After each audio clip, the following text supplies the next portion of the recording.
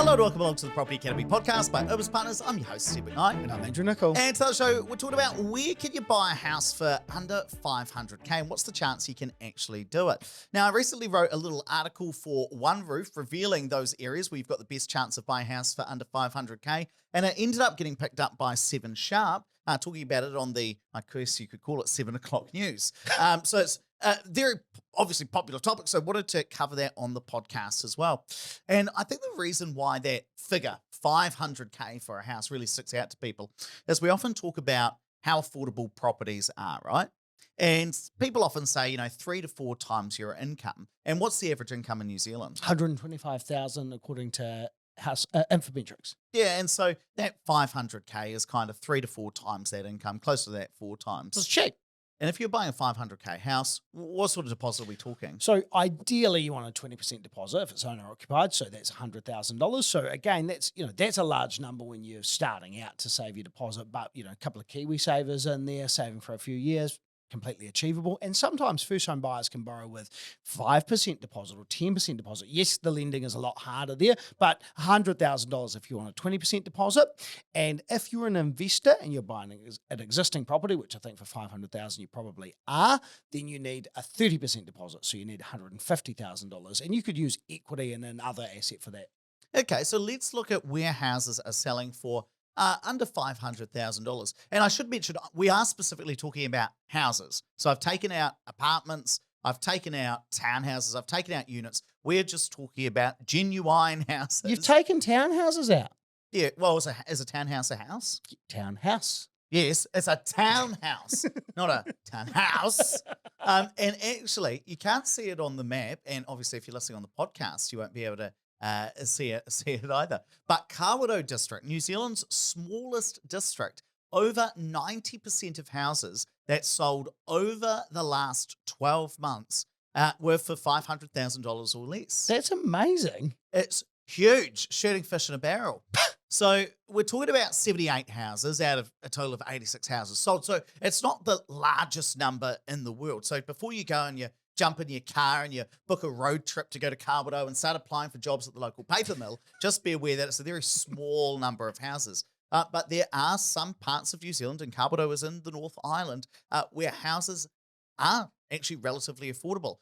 Another place in the North Island, the Ruapehu district, so think Taumaranui, think Owakune, 88% of properties that sold, of houses that sold over the last year, were for $500,000 or less, and that's a total of 121 houses, which is quite interesting, like almost a 9 in 10 chance of being able to buy a house very, very affordably in these areas. Yeah, that's quite surprising to me that there are so many. And where would we think about the lowest percentage Surely of houses? it's going to be Queenstown or Auckland. Yeah, so if we think about Queenstown, over the last 12 Zero. months, not a single house sold for 500k or less, and that's across the whole Queenstown-Lakes district. So that includes Wanaka, includes, I think, Lake Hawea's in there as well. Cromwell.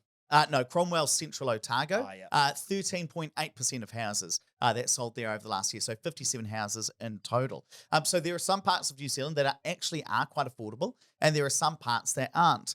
But the really interesting thing is when you start looking at the major cities, because you start to get a little bit hopeful. So talk to us about Christchurch. So Christchurch, 9.5% of houses sold for less than 500,000, and that was a total of 483 transactions. So that's actually 1 in 10. Like, that's not bad. That's a lot better than I imagined it would be. Again, once you strip out apartments and townhouses. Yeah, if you put in townhouses and apartments, the figures would look much, much better because those sorts of properties are more affordable.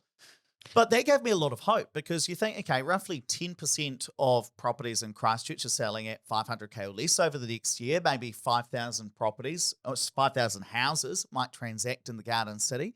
And so you say, okay, maybe there's 500 opportunities out of there. And if you're a young first home buyer, then you think, well, you only have to be one of those 500 people in order to be able to get that house for 500k or less. Though, of course, the market's recovering, so the number will dance around a little bit.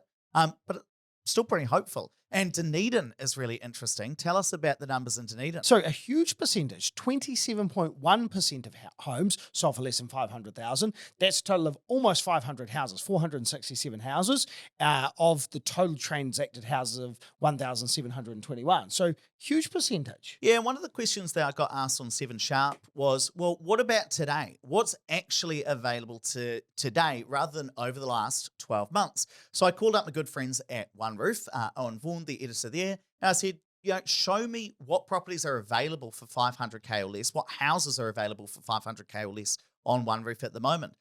And West Coast and Southland, which is both in the South Island, the most affordable places in New Zealand, over 1 and 2 properties are available for 500K or less in both West Coast and Southland.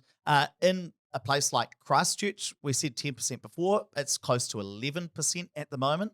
Canterbury in general, about 15%.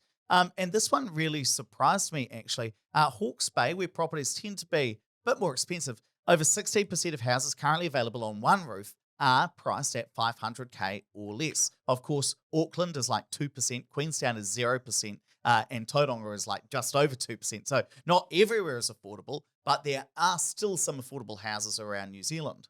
Do you think with the Hawke's Bay there may be some damaged houses that are being sold? That could be the case, but you've also got to remember that the Hawke's Bay is actually quite a large region. Like you've got Napier City where houses tend to be, more expensive, but then Hawke's Bay includes Wairoa district where 63% of houses are selling under that figure, and also Westmere Central Hawke's Bay is like 35% of houses in that area. So the Hawke's Bay is actually quite a large region. And another question that I got asked on the news was, when we're thinking about a 500K or less house, are we talking about like tin shacks with toilets out the back, or can you actually still get something decent? Well, I suppose it depends where it is, right? If you're spending 500,000 on the West Coast, you're probably getting a lot more of a house than you are in maybe Christchurch, potentially.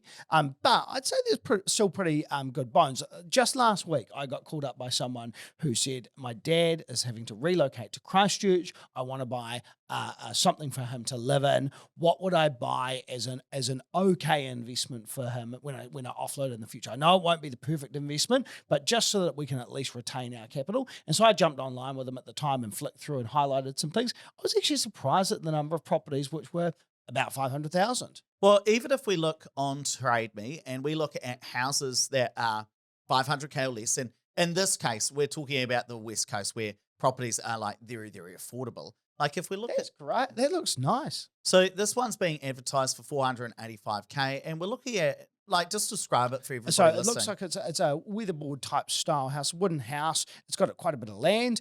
Definitely is a bit dated on the inside, but definitely you could work with this.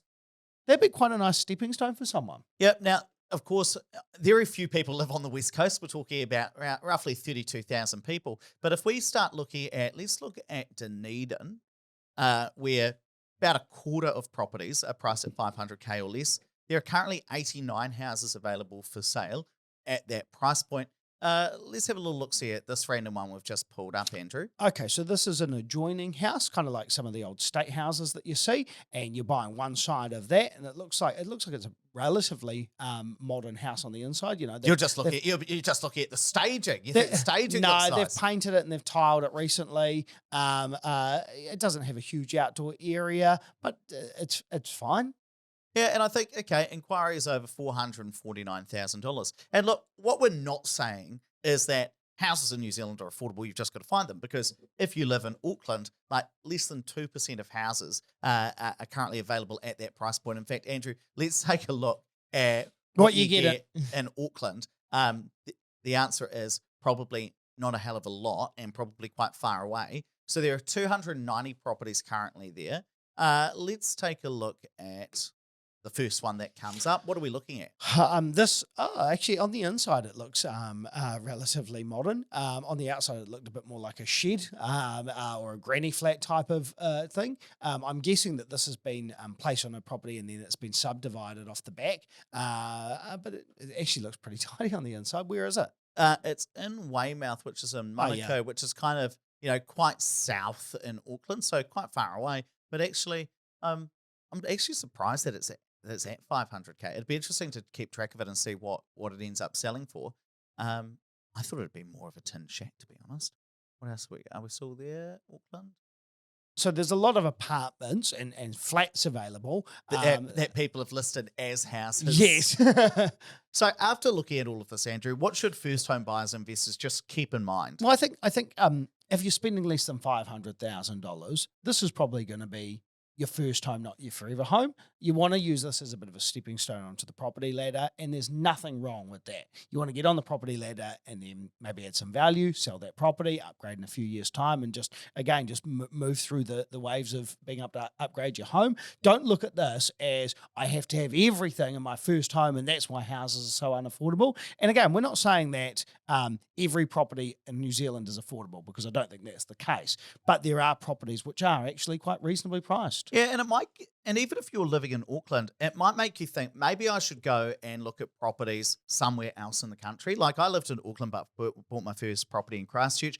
We once did this awesome article in Informed Investor magazine. A young guy talking about how he was living in Auckland with his partner. They were like, let's move to Dunedin for a year, buy a house down there, then move back to Auckland and rent it out. And so if you're sitting in Auckland and you're looking around and houses are very, very expensive, if you are able to, you might consider looking elsewhere. Of course, not everybody can just jump on a plane and move to Dunedin, especially if you've got kids or, there are some family ties keeping you in Auckland. But it's something to consider. Or your job doesn't allow you to move, but it might be that you can transfer your job and work remotely for a year. If your employer allows that, then great opportunity in other parts of the country. And Andrew, how does this line up to some of the properties that you're recommending to investors? I'd say it probably doesn't. Most of the investors that I work with now use a very passive strategy, and that's the one that I've transitioned into. When I was starting out, this might be something that I'd look at, something that was needed a lot more TLC. I certainly wouldn't recommend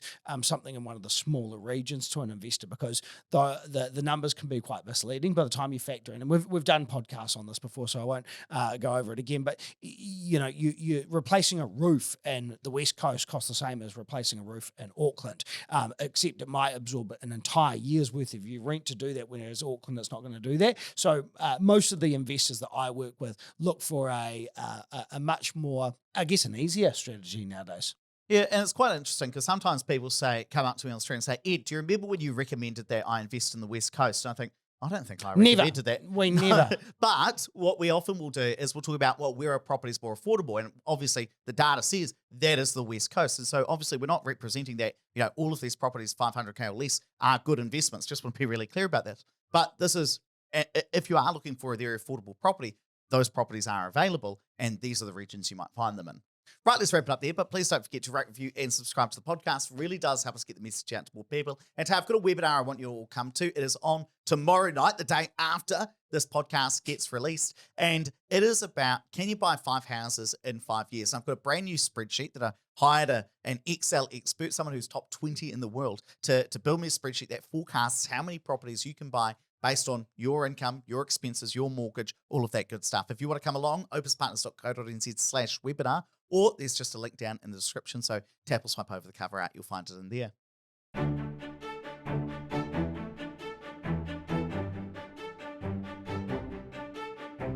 Thanks for listening to the Property Academy podcast. I'm your host, Stephen Knight. And I'm Andrew Nicol. We're going to be back here tomorrow with even more daily strategies, tactics, and insights to help you get the most out of the New Zealand property market. Until next time.